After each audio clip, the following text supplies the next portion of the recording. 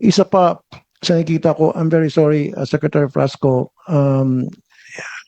parang lumilitaw na ikaw ay nagiging vlogger na it will not sell pag doon sa mga marketing materials natin, puro mukha mo ang nakalagay doon. It shouldn't happen kasi another thing one thing na na-notice ko, halimbawa, meron tong sa Japan ba ito? Magazine. I think it's a free magazine.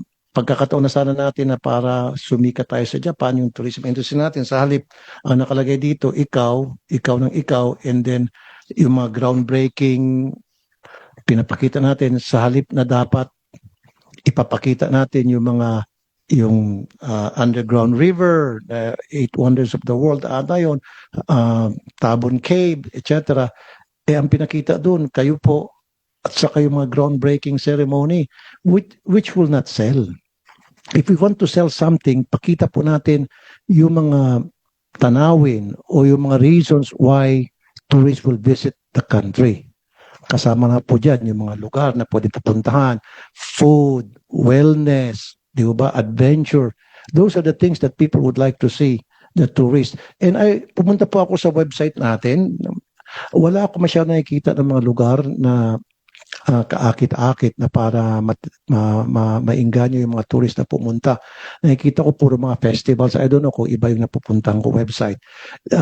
Yeah, maganda po yung festivals. Pero kung kailangan natin talagang ma-invite yung mga tourists to come to our country, ano ba yung reason ba't nagtutour yung mga tao? Hindi naman po sa puro festival ang pinupunta ng mga turista rito. Of course, maganda yung festival. Pupunta sila rito for adventure. Wellness, food, culture, and things like that. So yun po dapat ang binibenta natin. Huwag po natin ibinibenta yung maling mga bagay na hindi naman in-expect ng tourists when they arrive in our country.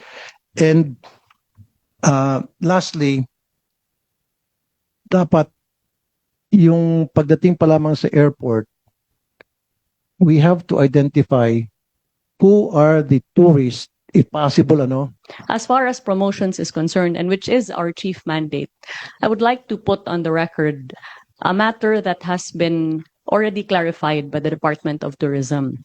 In that, the magazine that bore my image, called Philippine Topics, that was published in Japan and subsequently distributed for free, absolutely had no consent, funding, or information on the part of myself or on the part of the Department of Tourism. I did not pay for that magazine. No government funds were used for that magazine, and my consent was never obtained in the use of my image for that magazine. That being said, I wish to clarify that the Department of Tourism maintains 2 social media sites. One is the corporate site, which reports on the activities of the agency as well as the head of its agency.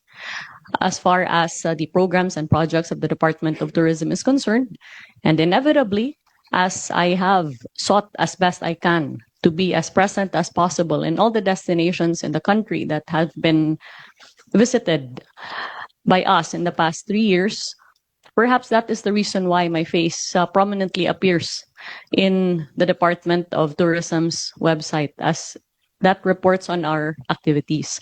On the other hand, there is a marketing platform of the DOT that reports on all of the destinations and markets all of the destinations in conjunction as well with the sites of the Tourism Promotions Board.